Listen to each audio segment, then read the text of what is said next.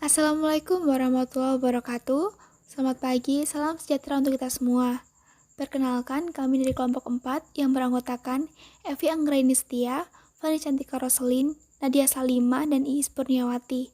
Di sini kami akan mempresentasikan mengenai pajak dan polusi optimal.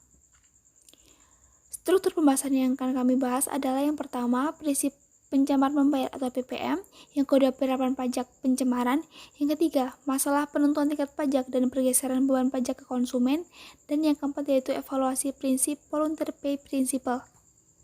Sumber daya alam dan lingkungan memegang peranan penting bagi pembangunan ekonomi khususnya di negara berkembang seperti di Indonesia.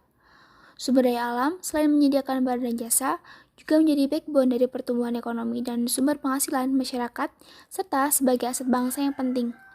Oleh karena itu, ketersediaan dan kesinambungan atau sustainability dari sumber daya alam ini menjadi sangat penting bagi kelangsungan pembangunan ekonomi dan akan sangat tergantung dari pengolahan yang baik oleh setiap stakeholder yakni masyarakat dan pemerintah. Ada dua metode untuk melakukan pelindungan dan pengolahan lingkungan yang berkelanjutan. Yang pertama yaitu ada common and control dan yang kedua ada market based incentive. Common and control ini merupakan pendekatan pengaturan yang langsung berdasarkan baku mutu lingkungan yang diterapkan dengan mekanisme perundang-undangan tanpa bantuan mekanisme pasar. Sedangkan market based incentive itu merupakan pendekatan insentif ekonomi berdasarkan mekanisme pasar. Selanjutnya yaitu prinsip pencemar membayar atau voluntary pay principle. Untuk mencegah terjadinya eksploitasi sumber daya alam dan lingkungan secara berlebihan, maka diterapkanlah prinsip voluntary pay principle atau prinsip pencemar membayar atau disingkat dengan PPM. Prinsip ini mencoba menetralkan kelemahan dari mekanisme pasar yang menimbulkan kegagalan pasar dalam mengakomodasi biaya eksternal atau biaya lingkungan. Prinsip pencemar harus membayar memberi dua interpretasi. Yang pertama itu, pada dasarnya menurut prinsip tersebut, pencemar harus menanggung biaya yang timbul karena pencemaran sedemikian rupa sehingga limbah yang dibuang sesuai dengan baku mutu yang ditentukan. Ini berarti bahwa PPM memberikan suatu hak untuk membuang limbah ke dalam lingkungan sampai jumlah tertentu bebas dari pungutan.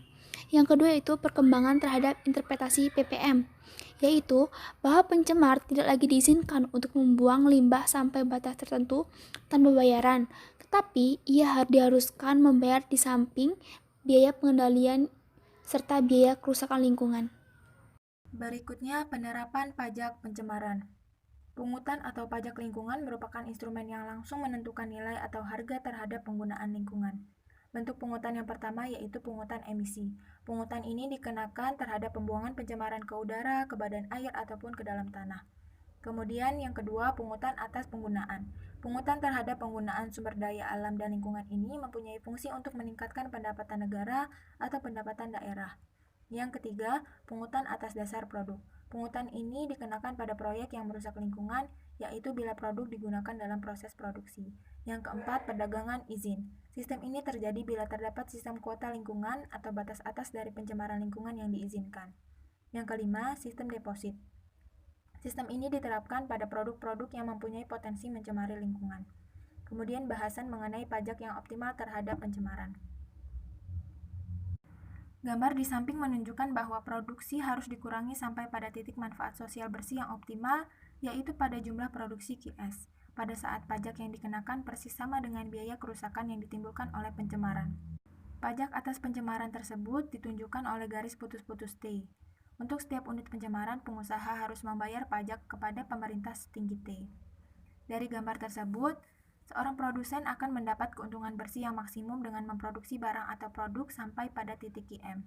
Tetapi apabila biaya kerusakan lingkungan akibat pencemaran harus dipertimbangkan, maka produksi akan tidak dilaksanakan apabila keuntungan bersih marginal lebih rendah daripada biaya eksternal marginal. Oleh karena itu, produksi akan berhenti pada titik QS dan mengurangi pencemaran dari volume sebesar WM menjadi WS.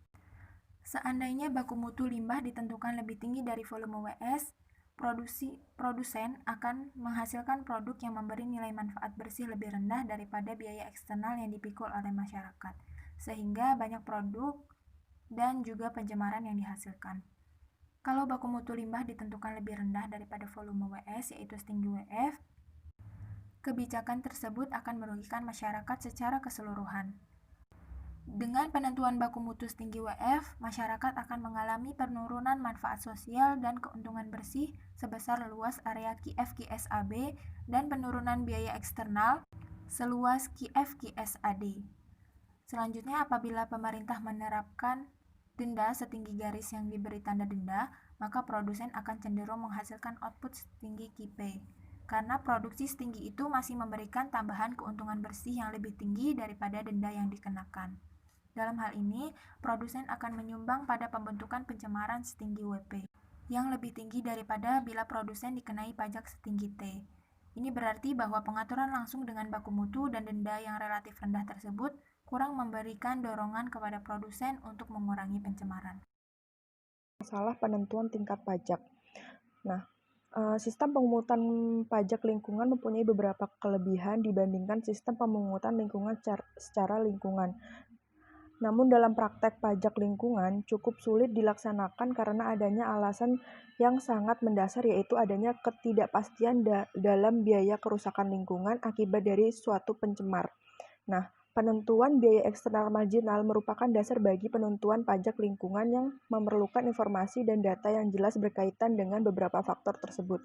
Nah, faktor dari masalah penentuan tingkat pajak itu yang pertama ada pengetahuan tentang macam dan jumlah produk atau output yang dihasilkan oleh suatu perusahaan. Yang kedua ada banyaknya dosis pencemar yang dihasilkan perusahaan sebagai produk sampingan yang tidak diinginkan.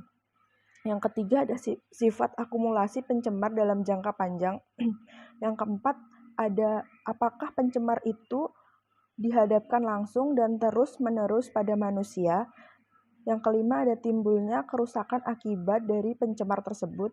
Yang keenam ada penilaian dalam rupiah terhadap biaya kerusakan akibat pencemaran tersebut. Selanjutnya adalah pergeseran beban pajak ke konsumen. Di sini ada kurva yang menjelaskan tentang sebelum ada pajak, produsen menghasilkan produk setinggi QO yang ditunjukkan oleh perpotongan antara kurva permintaan D dan kurva penawaran SO pada titik EO. Kalau seandainya pemerintah mengenakan per unit terhadap produk karena prosesnya menghasilkan polusi udara yang meningkatkan aktivitas karbon dioksida dalam udara, maka oleh produsen pajak itu akan dibebankan kepada konsumen produk tersebut dengan cara menaikkan harga produk sebesar nilai pajak dari pemerintah sebesar T. Nah, hal ini akan berdampak pada berkurangnya permintaan konsumen akibat kenaikan harga produk menjadi P1. Namun dapat dijelaskan juga bahwa besar kecilnya pergeseran beban pajak tergantung pada elastisitas permintaan dan penawaran akan produk tersebut. Apabila permintaan terhadap produk perusahaan tersebut semakin inelastis, maka beban pajak akan cenderung lebih digeser kepada konsumen. Sedangkan apabila permintaan akan produk bersifat elastis, maka pergeseran beban pajak pada konsumen akan lebih kecil dan sebagian besar pajak akan dipikul produsen sendiri. Selanjutnya, sudah tepatkah prinsip polluter pays principle? Berdasarkan analisa tersebut, apakah sudah tepat jika produsen pencemar lingkungan diharuskan membayar pajak atas pencemaran seperti pada prinsip polluter pays principles? Namun kenyataan yang terjadi adalah produsen menggeser beban pajak pada konsumen. Secara teoritis, penggeseran beban pajak dapat diterima karena menikmati hasil produksi selain produsen adalah konsumen juga. Kembali kita lihat grafik ini, karena diberlakukannya pajak pencemar, maka produsen tidak mencapai keuntungan bersih maksimal yaitu pada QM. Produsen harus mengurangi produksinya dari QM menjadi QS. Ini menunjukkan penurunan yang sangat drastis dari keuntungan produsen dan bahkan juga masyarakat, social loss. Karena produksi berkurang dan harga meningkat. Oleh karena itu, penganut paham ini merasa pantas jika perusahaan sebaiknya tidak dikenai pajak atau pungutan atas pencemaran karena memproduksi emisi, polusi, atau limbah lainnya. Salah satu cara adalah pemerintah menggunakan pendapatan dari hasil pajak pencemaran lingkungan itu untuk menyediakan barang dan jasa dengan subsidi kepada penerima pendapatan rendah.